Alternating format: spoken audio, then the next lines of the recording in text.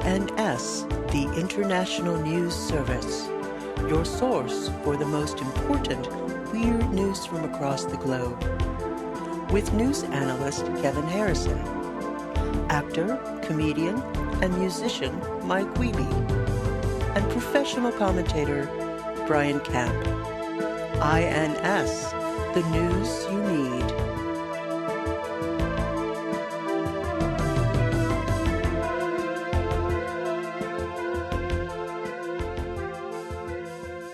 So I want you boys to know I'm broadcasting from the sunny shores of Northeast Ohio. No, just Eastern Ohio. The place you're at looks very Ohio-y-ish. Yeah, this was built, I think, in 72 or 73. And It looks very 72. has never been upgraded. 72 colors, Yeah. brown. Everything is brown and yellowish. You used to have orange shag wood carpet. panel walls. Are you on shag carpet? No, not anymore. Did y'all put out crickets last night Crickets. for the Mhm. Loveland Frog? Oh, I'm not that close. I'll be there. I'll be in Loveland tomorrow, but it's too cold for the Loveland frog. He's got to be hibernating. You don't know what dimension. He's probably from a very warm dimension. Yeah. When he pops Yeah, over. he has several heat spells. It's right. He's at least a level 5, I would think. at Yeah, this or point. like a cloak of warming, maybe. Mhm. That's probably a specialist spell. It's probably like a Tomb Ball's Cloak of Warming. I Oh, feel like man. that's a named spell. Yeah. So tomorrow we're staying with my stepfather's brother and sister-in-law, and they are a mere Mhm. 16-minute drive from Loveland, Ohio. You need to get some audio. Yeah, you Yeah, have to go get some audio. You may, like, at the very worst, you may Uh-huh. get an EVP. Right. Ooh. Go take a picture of the bridge. I could maybe try to do that. We'll see what Don't happens. maybe try. Do it. You're going to Yeah. be 16 minutes Do. away. This is Get out a recorder while you're on the bridge, and and I guarantee you there'll be like a, and then when you slow the audio down, you hear like ribbit. ribbit. Yeah, you're right. Here's what I know. I know Mark's going to leave us in. Uh-huh. And I know that anyone who hears this is immediately going to search for some sort of documentation of your efforts Yeah. to visit and photograph and collect evidence from the site of Uh-huh. one of INS's favorite cryptids, second only to Catoblepas.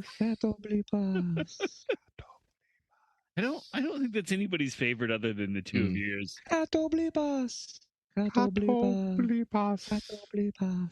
We don't know what you're talking about. None of us. They know. Globally. They know. They know. Globally, people know for sure. Mhm. For sure. The Danes Good do. people. Well, the And good people in Egypt do, I think. Definitely the more than Egypt anyone I think else. that's more. I think it's more like Middle Eastern. If I know my fictional animals. Yeah, mid east, kind of like Chicago. Uh-huh. Right. You're kind of up that way too, Kevin. Chicago's not the Middle East. Yeah, it is. Okay, well, more like Wisconsin's, like Right. the Middle East. Yeah. It's more like the Midwest. Yeah. You're like the whole of the Rust No, Belt. but west of the Of the Rockies. East Coast, but east of the West Coast, Mhm. though. So I got a question. Maybe you can fill us Yeah. in on, Yes. Kevin. Yeah. Here in the States, we often refer to the Rust Belt, and we know that the Rust Belt is the Ohio, Michigan area. Right. Do you think that is internationally known? And do you think we need to explain it more? And whether we do or we don't, is that considered an insult to the people of Ohio? If I were to say, like, hey, you Rust Belt son of a bitch, is that an Ohio slur? Does the Ohioan get upset when we refer to the Rust Belt? I feel like calling anybody a son of a bitch is going to be a slur. Hmm. But yeah, I think there's. But they don't. But the Rust Belt, they don't go like, we ain't rusty.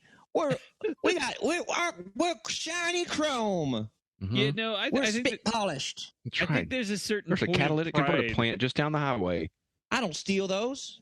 Bebe's kids. We don't die. We multiply. Bebe's kids. I think there's definitely a certain so yesterday what was it 3 days ago I was outside and it was -6 or with the wind chill it was -30, but I walk 5 miles a day. I said I'm going to do this, so I was bundled up to the point where I had like an eye slit to walk around, and I think like a Jawa.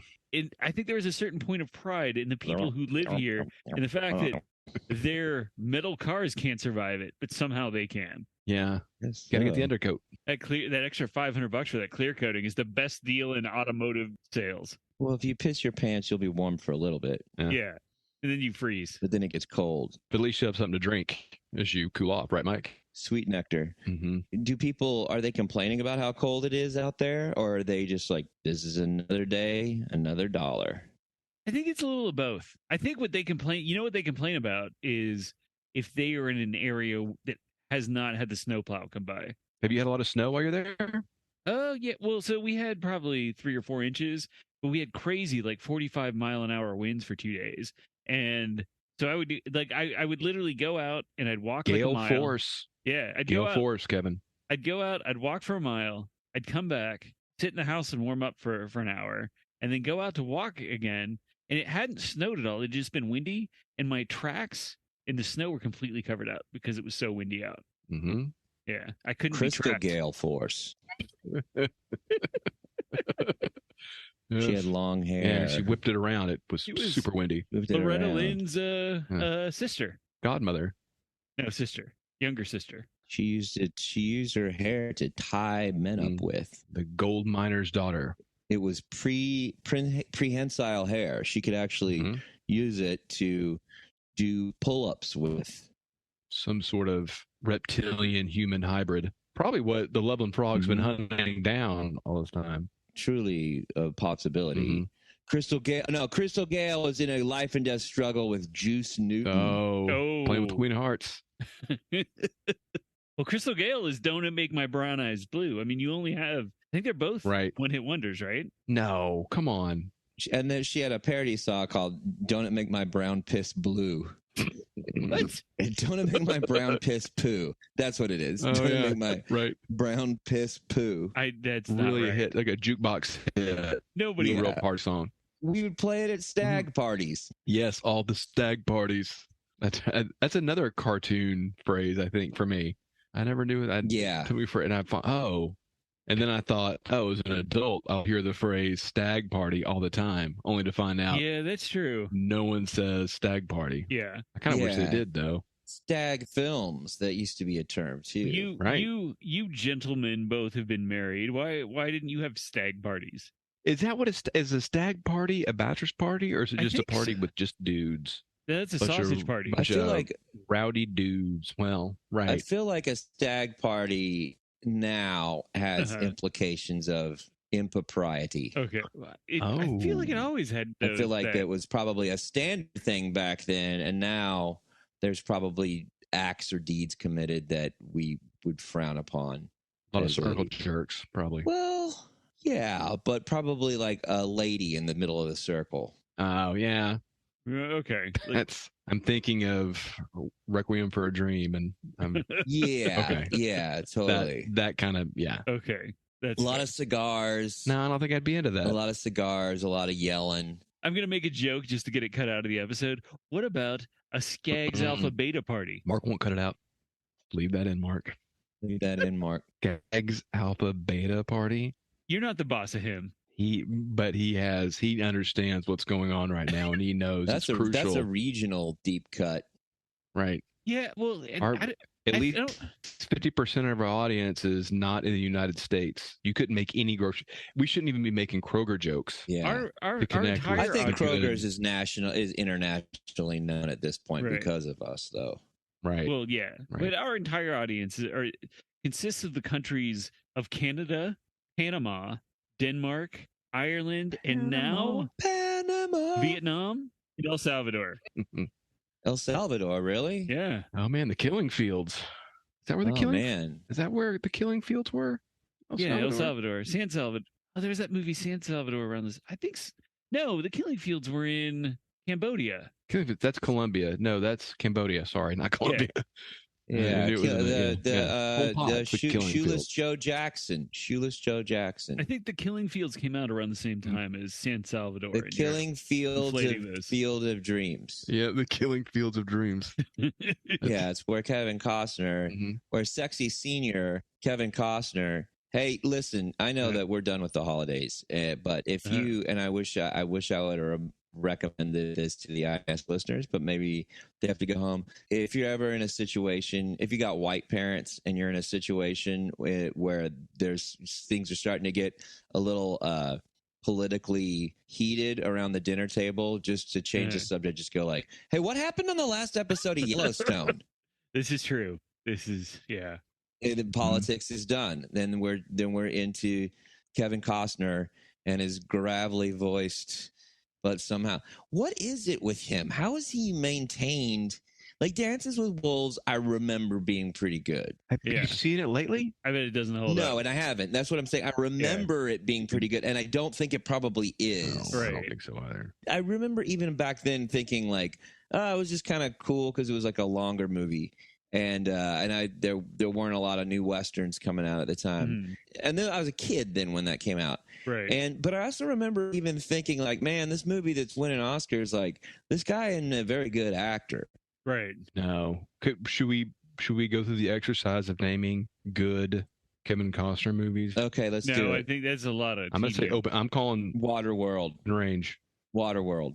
Yeah, The Postman. No, okay, yeah, you got Open Range is pretty good. Range is pretty good. Silverado. JFK's fun. Yeah. I bet that is pretty fun. Silverado's not really, but kind of only bare. Like that's a movie he's in. Yeah, he's probably like the lesser of like 4 like leads. Evils. Yeah, if that. Is. Okay, I'm gonna say Bull Durham. I bet Bull Durham holds up. Probably. In the Untouchables as well. Untouchables, yeah, is pretty good. Yeah, I don't think he was. I don't remember him being very good in it, though. No, Right. I don't think he's good in it. I think it's just probably a good movie. Didn't Bull Durham though start his era of movies where he's just is playing himself and himself is an asshole?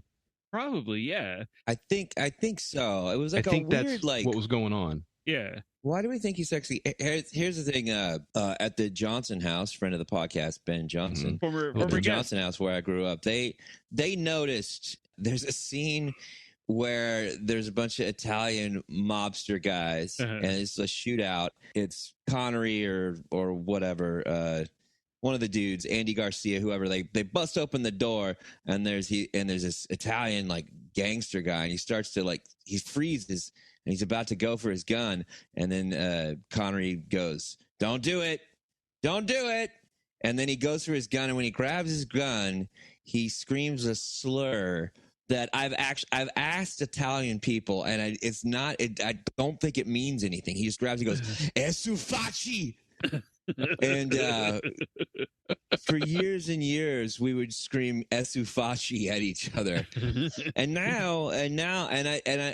it doesn't mean anything, right? Esufacci, and then he gets shot. Now I realize what he was trying to say. Oh, I realized what he was trying to say. Yeah, Esufacci. Yeah, It was a slur against Fauci. Yep. Because I don't know if I've told you The guys implications. this. I hate Fauci. I hate him so much. Yeah. If your Christmas wasn't what you expected this year, if it was a little lesser than what you had hoped, you have one person to blame. Mine went pretty Fauci. well. I have to say. Well, no thanks to him. If you're a teen or a tween or an adult or 20 or 30 or 40 and you wanted a PlayStation 5 and you didn't get it, Yeah. Fauci! If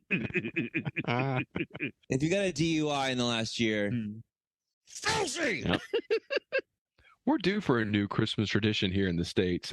Fauci is some sort of joy-stealing character around Christmas time. Okay. I feel like that could catch on.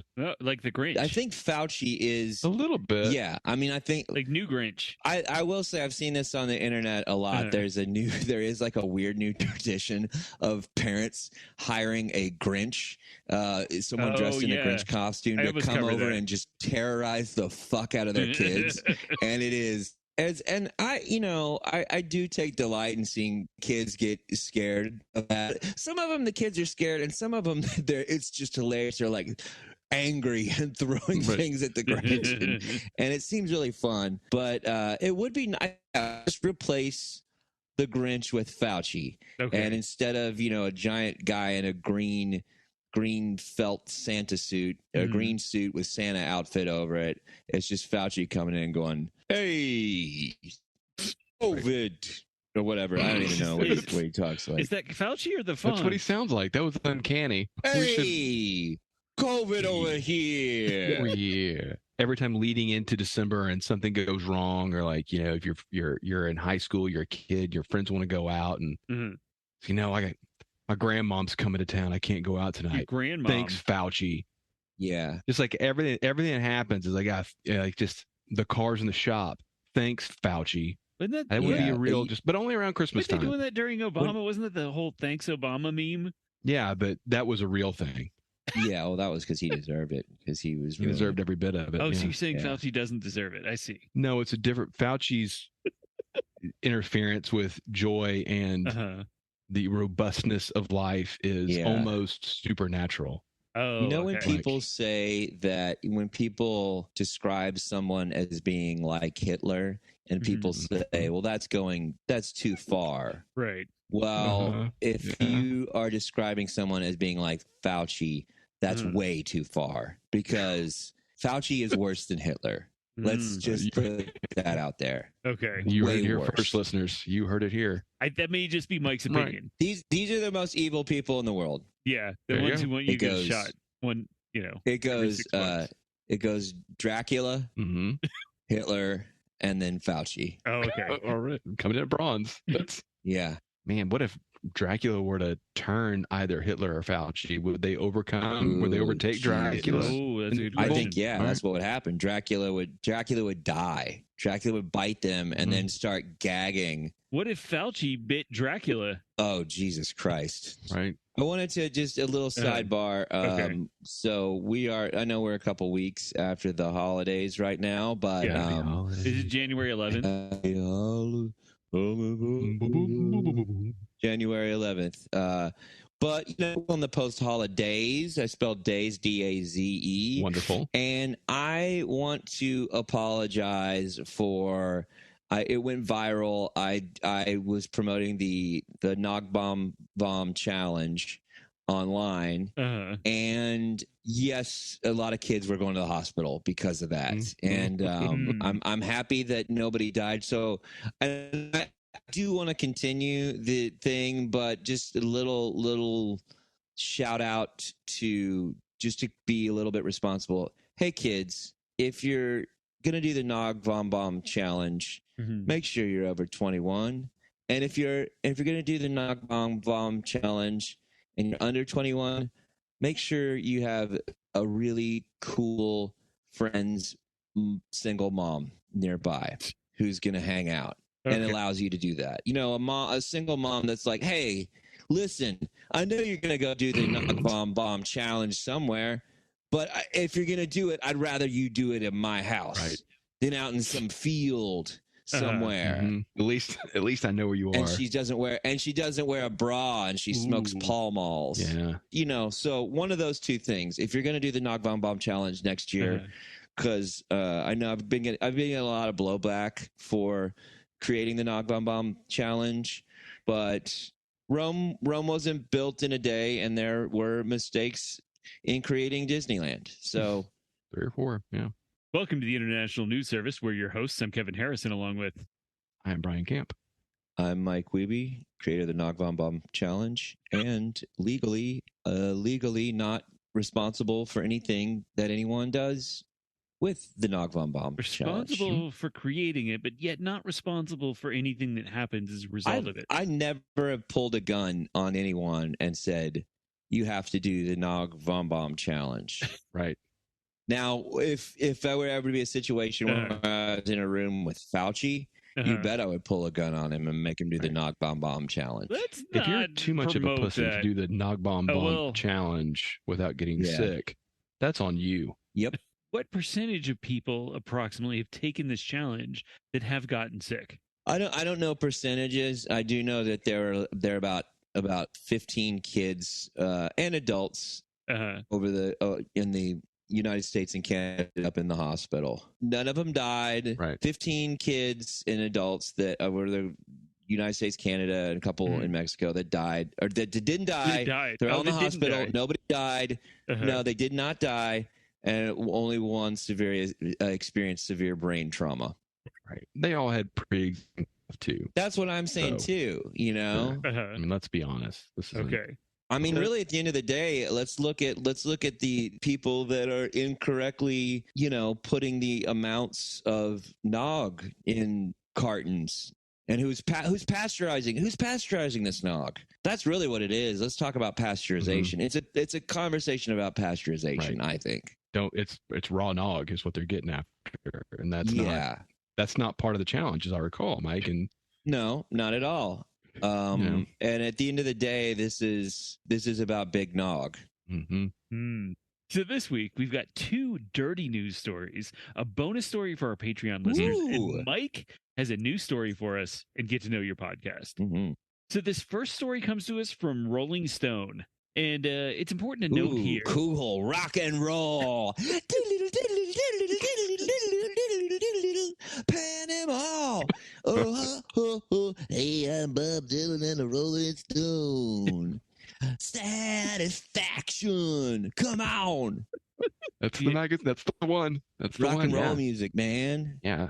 So it's important to start the story with the explanation that the term BDSM stands for some variation. Some people use all these words. Some people use some combination of these words, but it stands for some variation of bondage and discipline, dominance and submission, and sadism and masochism. It's also a term that the Fort Lauderdale City Commissioners are unlikely to ever forget since mid-December, when a leather-clad woman introduced only as Miss Crave, and that's Crave with a K, much like the Kellogg cereal. Miss Crave... cereal, yeah. Yeah. Miss Crave appeared before the commissioners. The meeting itself was focused on the approval of a $1 million waste management contract for the city. Miss Crave, who told the commissioners, quote, "You may call me mistress," suggested the city should instead divert a quarter of those funds, or $250,000, to create a BDSM dungeon for the area, which she said would be, quote, "created for us, by us, the taxpayers, and voting citizens." She closed her statement by saying, "Do not let this..." FUBU. Well, that's a little different. That's right, FUBU Michael. is a little different than what's going on here, culturally and otherwise. I had no idea FUBU were involved in BDSM. So she closed her statement by saying, quote, "Do not let this glamorous look distract you from doing your duty. Take my demand. I look forward to spanking each and every single one of you at the new esteemed dungeon. You are dismissed." And then Miss Crave exited the meeting. The measure for the waste contract was passed, but not before one commissioner stated, quote, "I know there were a couple of proposed clubs of a variety of natures from a couple years ago. I thought they were mostly in District 2, though." But the commissioner of District 2 replied, quote, "We have a lot of things going on in District 2, but I don't think we have any dungeons." Where is this? Fort Lauderdale, Florida. Oh, well, that makes sense. And it's dumb that they don't have one already. I mean, Right. they seem It's to Florida. have some. They just don't have any that are funded by the city. Well, they should be. I mean, it's Florida. BDSM, sadomasochism. What are you talking about? My dentist? What? Come on. Solid, Mike. Thank you. And topical. I have this weird memory. Mhm. I question it because it's so weird. But I remember being in the first grade. My teacher's name was Miss Mulkey. Mistress Smokey? Yes. There was a substitute, or not a substitute, but a student teacher in there. And I remember Miss Mulkey leaving. And the student teacher, like we were acting up or whatever, and she got real mad at the class. Said, "You do not act like this when Mistress Mulkey is here, and when Mistress Mulkey is gone, I am the teacher. I am the teacher when Mistress Mulkey." And I remember her saying Mistress Mulkey a bunch, and I remember thinking, "Wow, that's real weird." I'm in the first grade now, though. Yeah. Maybe that's like how people talk, and I've carried that. Like it was the first grade. It was my first. Right. That was like, oh man, this is real school. And it's such a odd, weird memory that could that have been real? Kevin, you might know it's in super proper English. So there's Miss. What is Miss short for? Mistress. Not to be too cruel to my former teachers, but I feel like they were too, let's say, rural. Right. to be using any sort of mistress about each other in the sense of like in Queen's English. This begs a bit of a question. Is there any chance that this teacher and the substitute did know each other, and there was a reference to the sexual mistress, and there was some sort of hoe house connection? I am wondering if there was some sort of exchange problem between the local Denton hoe house. You know, I mean, because clearly there is some bleed over where because I don't know that the hoes in the younger person's hoe house. I mean, there's surely there was some. Surely all the administrative stuff was done by older hoes. They had the experience, right? Yeah, I don't know. I've been trying to track down because I think that Denton got very gentrified, and that they kind of all the really DIY hoe houses were moved out of town. And this is the traditional father and very young son. Yeah, exactly. Son hoe house, correct? Yeah, I mean, it's obviously not a mom and pop hoe house, but a mom and daughter hoe house. So I did find that mistress is the root word for both Mrs. and Miss. Well, Mistress Milky does not want you acting up when she's gone. And when Mistress Milky is gone, I am the teacher.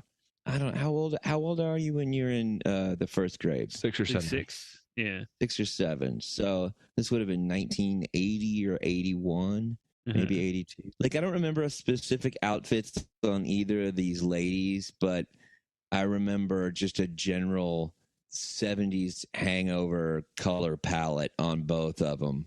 Big collars, big plaids. The mom from One Day at a Time hair. Oh yes, for sure. The one that kept saying Mistress Milky had full on mom from One Day at a Time hair. Okay, all right. She kind of had good hair. What? I feel like Mistress Milky had a little bit of a. She was a bigger lady, and she had a big. I remember having a big gap between her teeth. Yeah. I'm not interested in getting my bare bottom spanked. Well, don't go to Miami. I had a real cool music teacher who would come behind you if you were acting a clown in class and grab your back belt loop, and she would just start chanting, "I'm going to shake your britches." Just shake your pants back and forth real fast. It worked. Wow. I'm going to shake your britches. Yeah, she was cool. Oh. So do you think that, is there a chance that she was into BDSM? I mean, she did. There was some sort of controlling physical behavior that resulted in behavioral modification. So I brought up the picture here of Miss Crave, and then she had 2 people behind her, so you could take a look here. They look they're like very robots in the 1970s. Yeah, they kind of look like Daft Punk. Yeah. Daft Punk meets pleather. I don't know if it's chainmail or mesh in for the 2 minions who are standing behind her. Right. And not minions like. No, they got Cobra Commander masks on too. Yeah, there probably are some BDSM minions though somewhere on the internet. Listeners, send that in. I'm sure. Yeah. Mike will get that tattooed anywhere on his body if you send that. It's a weird thing. Like I don't find that too sexy. There, it's a lot more. It feels like dress up for me. I mean, if you're into it, you're into it, and good for you. I knew a gal that did some BDSM work, and it paid real good. And she didn't have to do, she didn't really have to like touch people, right? Like she'd whip them and stuff, but and like call them names. Yeah. And stuff like that, and it paid pretty good, and I think it was a job that she sort of dug.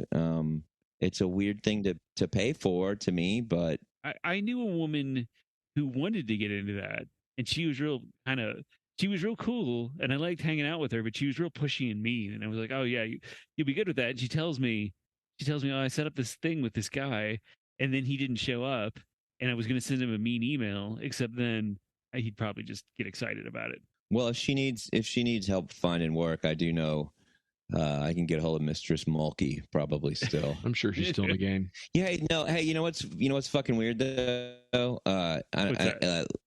Is like, and this is for reals. You ever think like, man, kindergarten teacher, I wonder if they're alive anymore. Oh man. Oh, There's a lot of like just grade school teachers. They're like, hey, yeah. you think they're alive anymore? I mean, my kindergarten teacher specifically, Mrs. Durbin James, she was 24. Wait, Mrs. Durbin James. Yeah, so she Wow, was that she was a very progressive lady. She taught kindergarten. Oh yeah, the year she had an before. affair with the farmhand out on the in the cottage. She was Shire. Mrs. Durbin, and then over the summer, she married Mr. James, and she became Mrs. Durbin James, which was very progressive for the 70s. He had an affair with the ranch hand. Mm-hmm. Brent. Yeah, he taught her things about her own sexuality that she didn't even know she had inside her. Mm-hmm.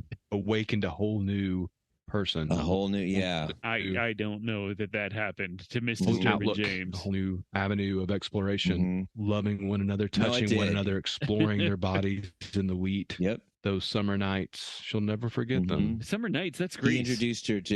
He also introduced her to three-ways. She had a three-way with a maid because she caught Brent and Tess she caught in. She was like, "You're cavorting like animals," and Brent said, "Let me show you how an animal acts."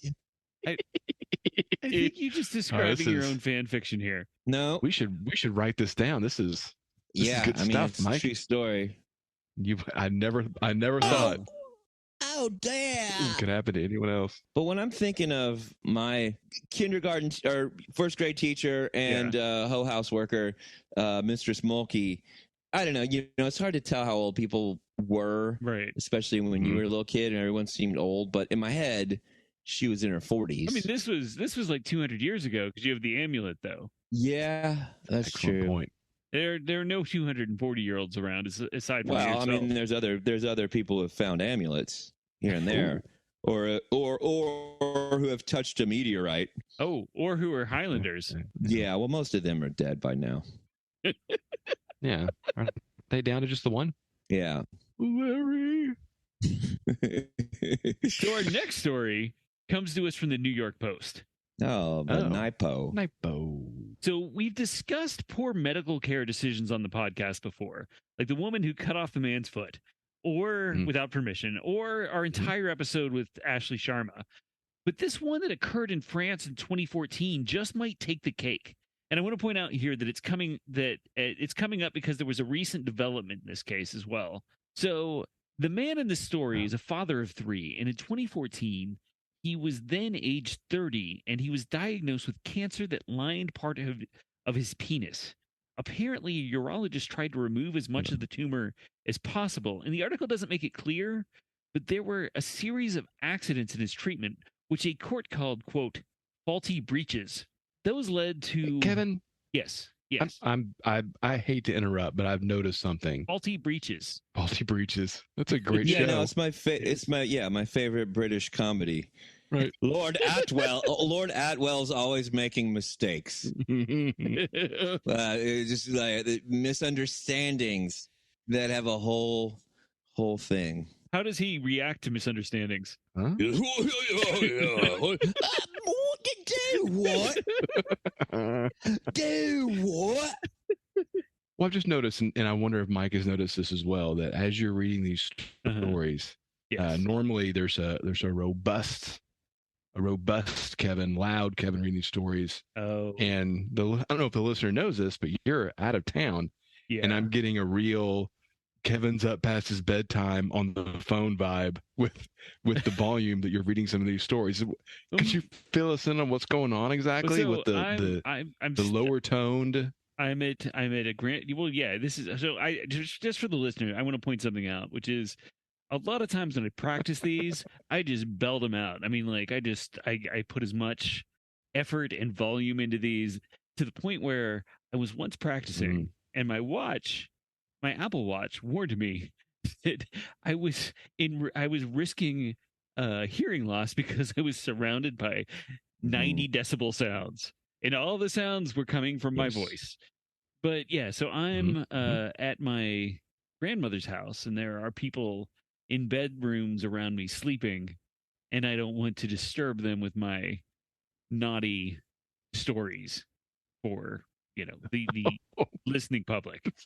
I think they might want to know about severed penises. Yeah. Florida sex clubs. Which is where I think this story's heading.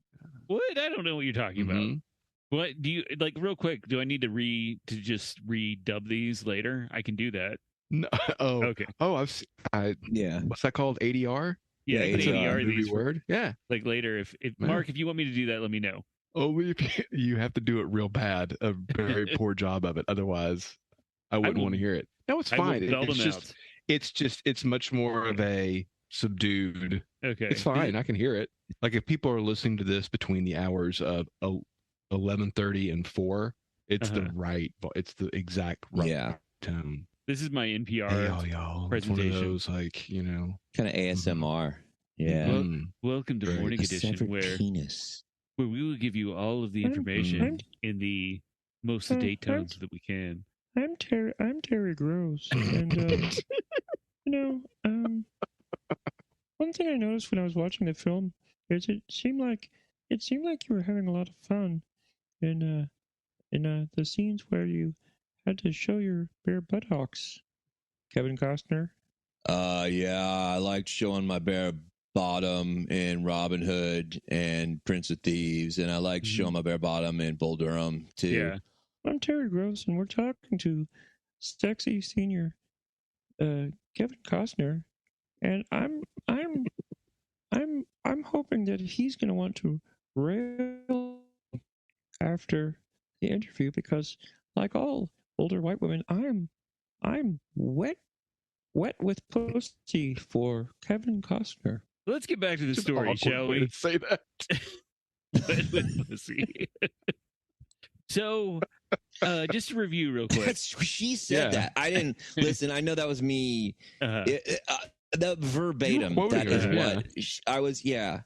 We're talking about Yellowstone and how my nipples that haven't worked in forever get you're perfectly erect when Kevin Costner. Your nipples not work. Your Teri Gross is so close to a Kermit the Frog. Yeah. Well, I mean, it's so close. If the shoe fits. There you go. So, just to review really quickly, father in France in 2014, he has penis cancer. Apparently a urologist tried to remove as much of the tumor as possible, and the article doesn't make it clear, but there were a series of accidents in his treatment, which the court called, again, quote, faulty breaches. And these led to the cancer accidentally metastasizing throughout his entire dick. Eventually, the pain got so bad that the man said he almost cut it off before his wife stopped him. But when he went to the doctor about it, the doctor said he had no choice but to remove it. After the surgery, the man filed a suit for 1 million euros. And last month, after 7 years, the court finally granted him damages of 61,000 euros, or a little less than $65,000. Jeez. The man said he will appeal the decision and that his cancer is in remission. First of all, I just want to point out, in America, that would be a $500 million lawsuit. Yeah. And it would not go to trial, I don't believe. No, it wouldn't. It definitely wouldn't go to trial. But it would settle for a lot more than $65,000. Well, we're assuming that it is, in fact, the doctor's fault for spreading dick cancer throughout the remainder of his penis. Who else would have committed faulty breaches but the doctors? Well, that just seems like a conclusion. I don't know that John Cleese. I'm not prepared to say that those said breaches were faulty. And thank you, Michael. Yeah, well, faulty breaches sounds like a comedy about a guy whose pants keep falling down. That's awful. I don't know. I'm just scared of. It's just like a new illness to be afraid of. I mean, it seems like it's pretty rare. I'm still afraid. That just still doesn't make me less afraid of it. I mean, maybe a little bit less afraid, but like, geez Louise, that sucks. Yeah. What do you do then? What do you do when you don't have? I don't know. Not that my world completely exists around that, but okay. I mean, I would feel like I would have to shut down my S&M club for sure, or at least sell it. That's 65 does not seem like enough. Right. if it's the doctor's fault. But I don't know. It seems like I guess what do? You just got to bring in a bunch of other doctors to testify he did all the right things or he did all the wrong things. Cancer just seems like one of those things that the continued spread of cancer is hard to. That's what cancer does. Yeah. Cancer did what cancer does. It Yeah. continued to spread, and I don't think. But it does seem like the court found a lot of negligence. All right. It just seems like like if they were negligent, it seems like a really but I don't know how France works. I mean, Mike is a celestial lawyer, so he may have some better idea. You don't deal with any kind of diseases like that in celestial law. Occasionally you're dealing with What kind of diseases? Well, there's like soul parasites, soul vampires, ethereal vampires, and then occasionally there's astral diarrhea. Astral diarrhea. Yeah, just sort of an oral a chakral aura fiki. Ooh. That is just it's when you have a brown aura. You don't want that. You ever heard of having a brown aura? Well, I have now. No, well, That's what's going on there. is that all we got for this story? Well, I mean, it's all we have insofar as we agree that this is a tragedy. We Right. hope that this Yeah. person's been fairly compensated. What a terrible thing to have happen to you. Right. And any cancer is terrible, and it sounds like having. And I will say, as flippant as I am about most things, I feel incredibly. There's empathy and also profound superstition where I do not want to make fun of cancer or dicks, severed penises, or the two together. I'm frightfully scared that I will karmically be. So that's why I haven't said anything negative about this or anything. I think you're being very mature, Michael. Yes. Anytime you hear about a cancer, an unusual cancer, it's terrible. If somebody said, "Oh, I've got eyeball cancer," I would like, "Oh shit." Oh wow. I know that's bad because I've never heard of it. Yeah. And I don't know how common dick cancer is. Probably not the medical term. Yeah. It's probably always pretty bad if you have it. I don't think it's one of those because that's not testicular cancer. Right. No, they actually left his testicles behind. You lose a ball. He still has those. I don't know. I feel bad for this guy. Yeah. I just hope it gets sorted out, and I hope science, for anyone who's lost a limb, a body part, I hope that the AI supercomputers can quickly figure out how to make an even better one. Bionic parts. Grow us a new one, right? Yeah. Now I think we're done with the story. Okay. Yeah. So our next story is a bonus story. If you want to listen to it, go to our Patreon and subscribe at least the $3 level. That's the Knights of Kevin level. And you'll get access to this and every other bonus story. But I'll give you a little taste here. This story is about... Did you say bonus story? Yeah, this and every... Bonus. Bonus. This story is about the dangers of shysters like psychics, sound bathers, and quantum magicians taking advantage of people. What? There's some phonies out there. I can agree with that. It's not. Yeah. The community doesn't. I think you guys really know about that. Well, it set our science back. Yeah, it's not anything that we endorse. Yes. Mm-hmm. You guys ready to move on to get to know your podcast? Getting to know about the podcast. Oh, that's cute. It's like angels singing. Well, sometimes on the podcast we reference things that maybe some of you viewers or listeners don't know about. Listeners, we don't have any viewers. Remote viewers, we do. Yeah, come on. Oh, okay. There are several patrons that we've allowed to remote view this right now. And actually, probably a lot of them remote viewing this 2 years ago. Wow. I hope we're not the subject of a psychic investigation. Well, we will be at some point. I just want to let everybody know for $50 on the Patreon, we'll allow you to remote view our recording sessions. Have you guys ever heard, and I'm sure you have, of the movie Sitting Pretty, made in 1949, starring Clifton Webb? No.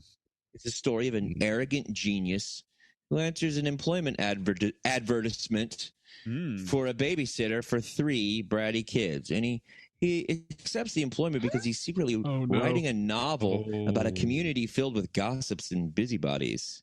Mr. Webb's Clifton Webb's performance in the film earned him an Academy Award nomination for Best Actor, and he reprised the role in 2 more movies. Yes. Mr. Belvedere Goes to College and Mr. Belvedere Rings the Bell. Bum, bum, bum, bum. According to our new arrival, life was more than mere survival, and we just might live the good life yet.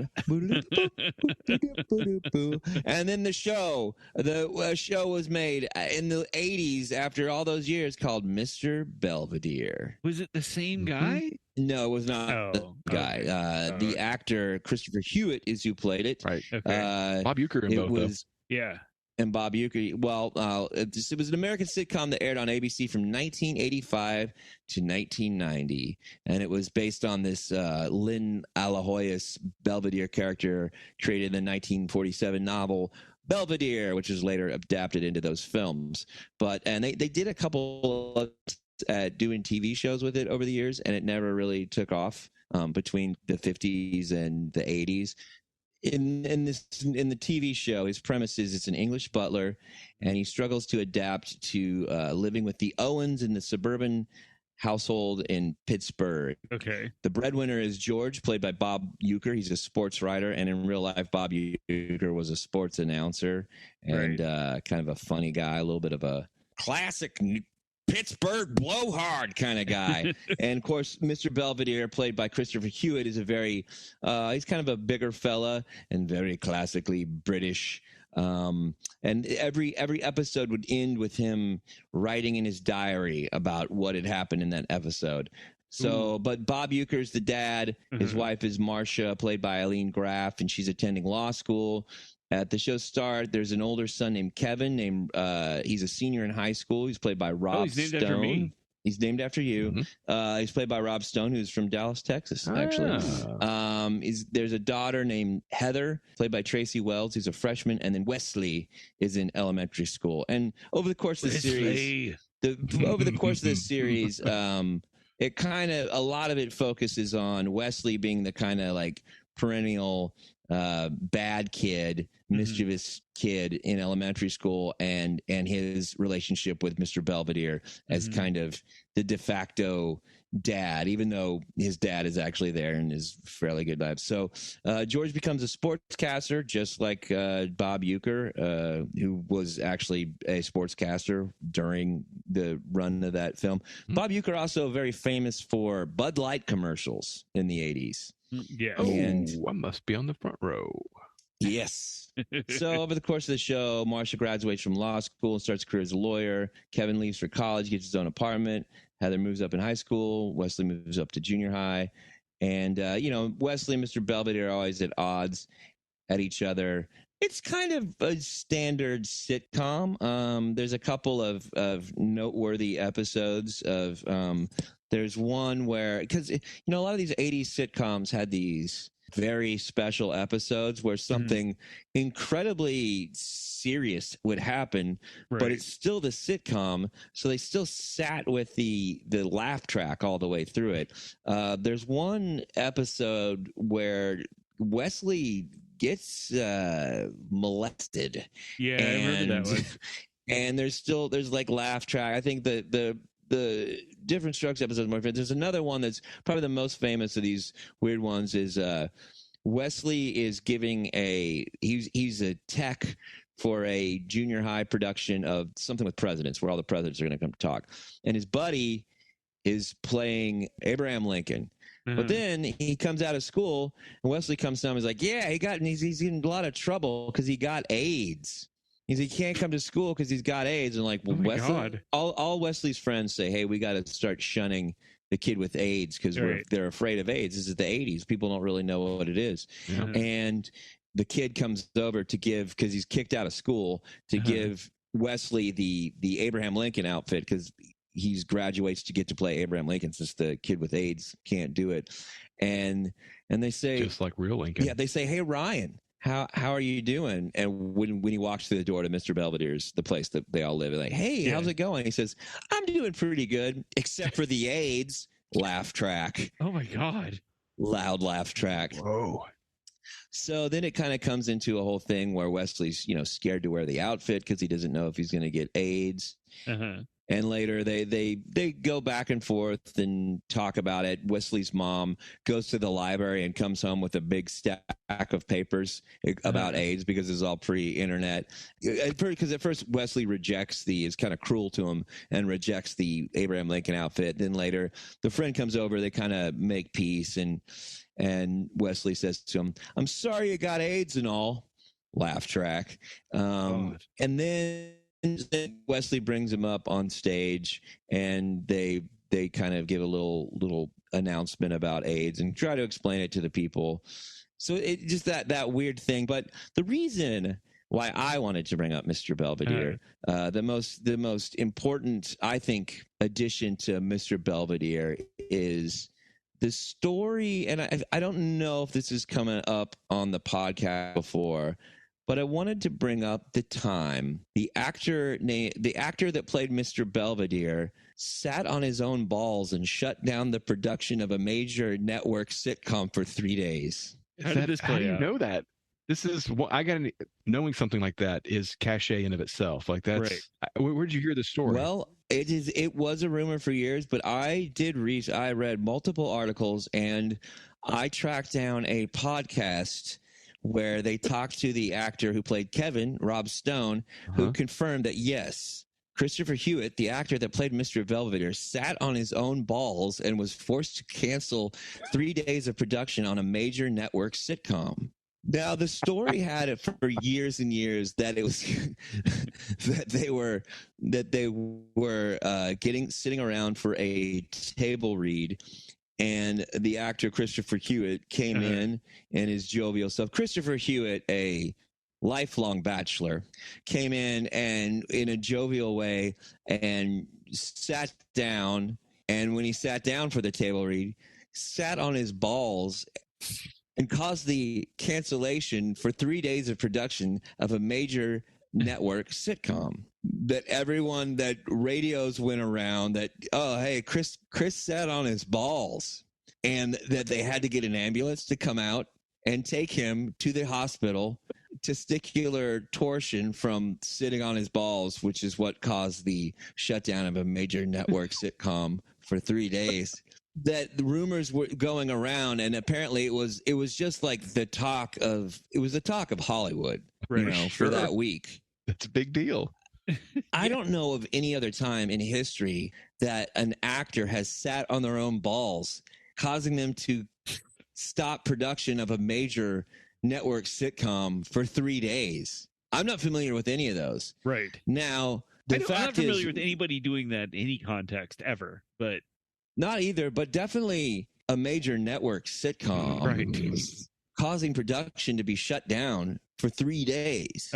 Now, there is some back and forth as to what happened. There are producers that have gone on record as saying, in fact, also popularized by Adam Sandler, who was friends with Doug Benson, who was roommates with Rob Stone, that is what happened, that they were sitting around the table read. Christopher Hewitt came in, immediately sat on his own balls, causing the cancellation of a major network sitcom production for 3 days. But there's also a rumor that Mr. Belvedere did sit on his own balls, but it was when he fell backwards riding in a convertible at the Hollywood Christmas parade. Pat Rickey, the producer, said that they had to shut down production for a week while it healed. Possibly it is a combination of both. Possibly he fell off the back during the Hollywood Christmas parade and bruised his testicles then, and then later went into the table read, sat on his own balls, causing the production to stop of a major network sitcom for 3 days. But nonetheless, it has absolutely happened. It is a fact that it happened. It's a shame that that nobody has done a feature film based on this incident. I'm just listen. If there's any whale investors out there listening to us, any people, because obviously I have a lot of ins in the film business with several different, I've got sources. I've got a name for myself. I don't see myself as playing the Christopher Hewitt as Mr. Belvedere character. Oh, you could do it. You have range. Well, I mean, I need to gain some. This is not the kind of role that I would be comfortable with just like putting on some kind of an outfit for. Okay. I possibly was thinking of doing the Bob Uecker role. We both have prominent noses and probably drink too much. Okay. But I would like to propose the idea of a feature film, and it's called The Actor Who Plays Mr. Belvedere Sits on His Balls, and then parentheses, and they shut down production of a major network sitcom for 3 days. So that is, so if it comes in, just know that's what I'm talking about when I say who he pulled a real Mr. Belvedere.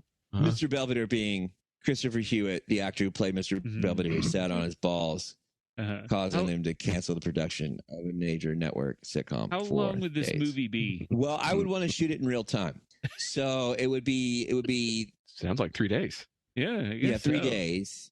Yeah, Right. and it would follow, mostly the incident and then the recovery. And during the recovery, there's going to be a lot of flashbacks to, slow motion. Right. Different angles of his Yeah. posterior as he sits to see if there's any. How many times did the word Wesley be said in that movie? Wesley. I don't know. Do you guys remember watching Mr. Belvedere? Yeah. Oh, yeah. I remember watching Mr. Belvedere only when I happened to catch it. It was never a stop down show for me. Yeah. I remember I knew of Bob Uecker because he's the color commentator for the Milwaukee Brewers. That's who he played baseball for. He was a catcher. I thought he played for the Atlanta Braves. Terrible. I'm sure he played for several teams. I think he ended up as a Brewer. Okay. But he did, humorously, they have a statue of him in the stadium, and it's in like the worst seat there. Like you have to go climb That's all funny. the way up. That's pretty great. But I knew him as like a funny guy.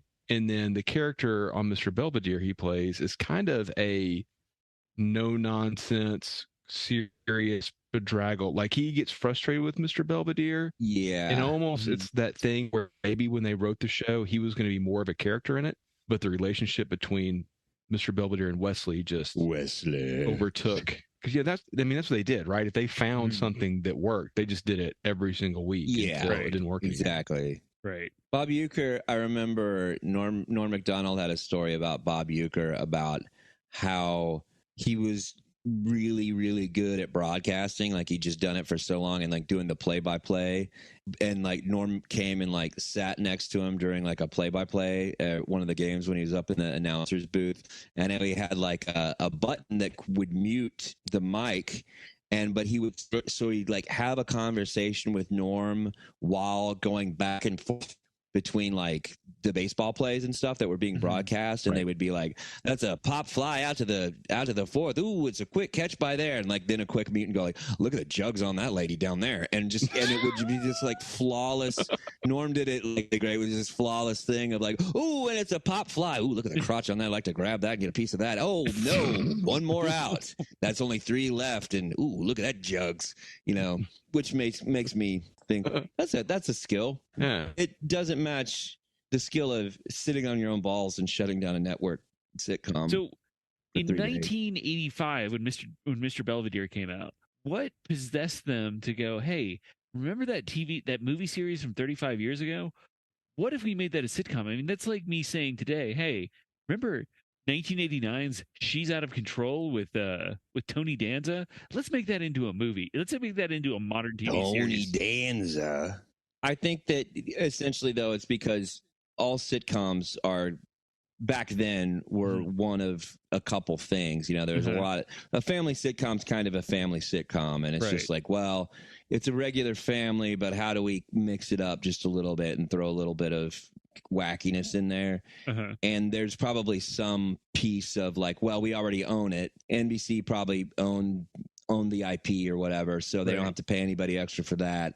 And on top of that, it was like, well, it's, it has some success. It has some proven success, so it was easier to sell at a pitch meeting, even though some other shows with it haven't worked. But, testicular torsion occurs when the testicle rotates, twisting the spermatic cord that brings blood to the scrotum. The reduced blood flow causes sudden and often severe pain and swelling.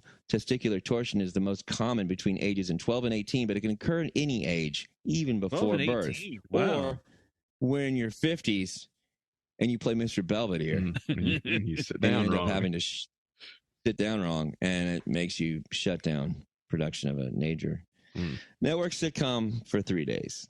And that is all I have on Getting to Know Your Podcast. Thank you for that gripping report, Michael. I just want to point out that Mr. Belvedere was 64 when that show started. Okay. Well, that's a fictional character. The actor was probably much younger at that point. But the actor was 64. No, you said Mr. Belvedere. Mr. Belvedere was 64. He played a 64-year-old man. That actor can play at least a decade above or below the real age. Could he? Just good acting. Good acting. Yep. Yeah.